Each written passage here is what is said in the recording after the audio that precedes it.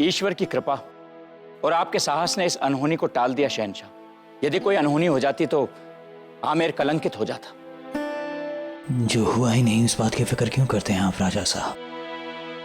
हुजूर, fill खाने के हकीम साहब ने बताया है कि हवाई को खाने में कुछ नशीली दवाई दी गई है, उसके चलते ही उसने इतना कोहराम मचाया है। हम बखूबी जानते हैं अदका साहब, जानते हैं कि हमलावर हमारे और हवाई के रिश्ते से वाकिफ था। उसे मालूम था कि अगर हवाई को कुछ होगा तो उसे संभालने हम जरूर आएंगे और उस दौरान हमारी जान को खतरा होगा।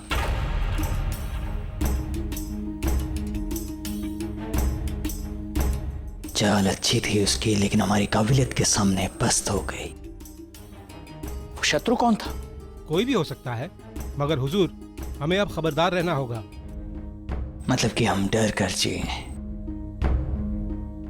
अदगा साहब, हम शहंशाह हैं। अगर ऐसी छोटी छोटी बातों से डरते रहेंगे तो हिंदुस्तान की इतनी बड़ी सल्तनत को कैसे संभालेंगे? अदगा साहब, अगर हम डर जाते हैं तो ये हमारे दुश्मन की कामयाबी होगी। दहशतगर्द यही तो करता है, वो हम पर हमला करता है इस उम्मीद के साथ कि हम डर जाएं, और अगर हम डर जाते हैं तो इसकी जीत होती है। लेकिन अगर हम अपनी जिंदगी बेफिक्र होकर जीते हैं तो यही जवाब उसे दिल मिला देता है। पर हुजूर, अदगा साहब, ऐसा नहीं कि हम पर पहली बार हमला हुआ है। हम पर हमले पहले भी बहुत बार हुए हैं और आगे भी होंगे, क्योंकि हम शहंशाह हैं। लेकिन हम बेफिक्र होकर वही करेंगे जो हम यहाँ करने आए, और वो है सुकन्या की शादी। शहंशाह, आप उम्र में हमसे बहुत छोटे हैं, फिर भी आपसे बहुत कुछ सीखने को मिलता है। निस्संदेह आप वही करें जो आपके मन में है, किंतु हम भी वही करेंगे जो हमारा कर्तव्य है। मनसबदार होने के नाते आपकी सुरक्षा का दायित्व हम पर है, वो हम करेंगे।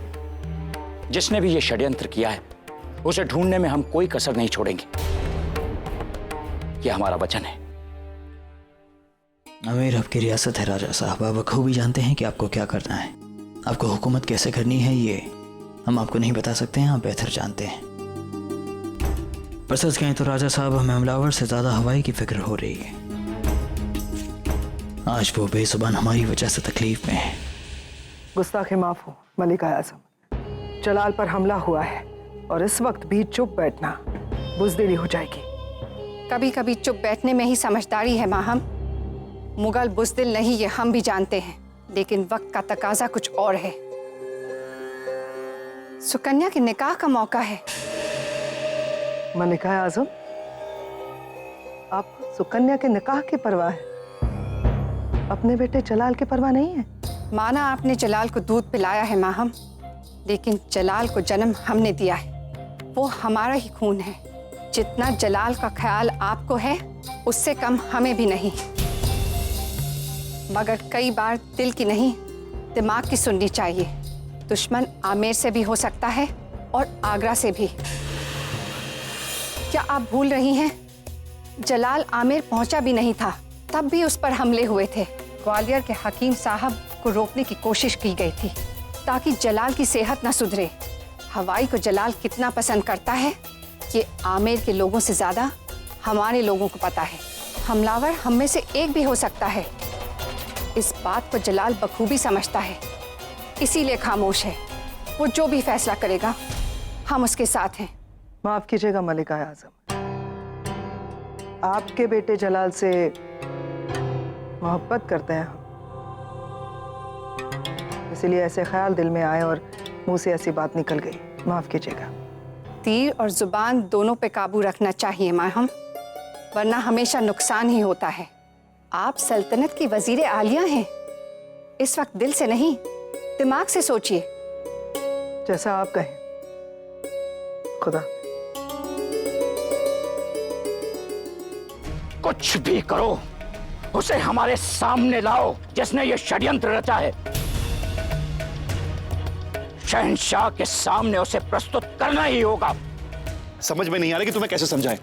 किसी बात का असर क्यों नहीं होता है तुम पर? क्योंकि हमें तुम्हारी नसीहत नहीं चाहिए।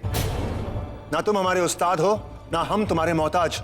मत भूलो आदम, हम दोनों एक ही कश्ती पर सवार हैं। अगर तुम्हारी गलती से वो कश्ती डूबती है तो हमें भी नुकसान होगा और वो हमें बर्दाश्त नहीं।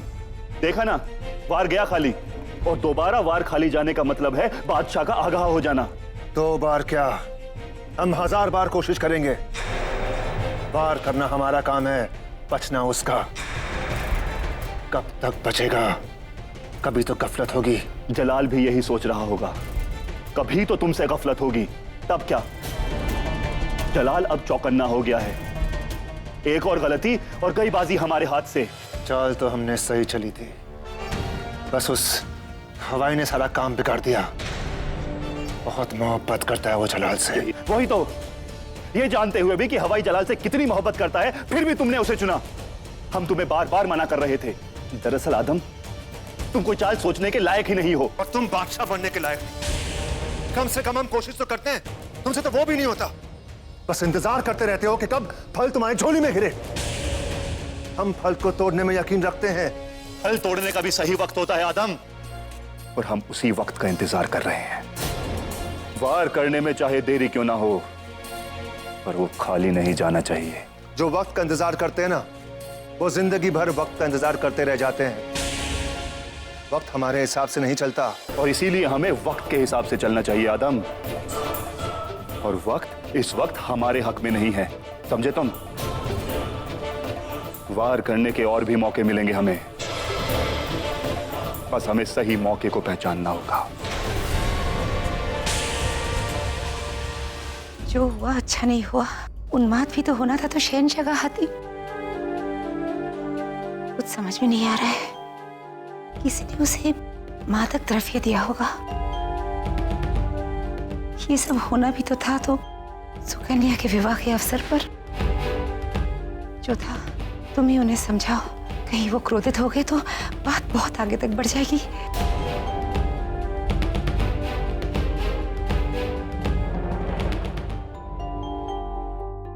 ऐसा है हुजूर, हमने हवाई के लिए खास किस्म का अर्क बनाया है, जिसको पिलाने से वो जल्द ही ठीक हो जाएगा। अब जाइए और जाकर वो अर्क हमारे लिए लेकर आइए। हम खुद जाकर हवाई को वो अर्क पिलाएंगे। आज वो बेचारा हमारी वजह से इस तकलीफ में है। शायद हमारे छूने से, सहलाने से उसकी तकलीफ कम हो जाएगी। अब जाइए।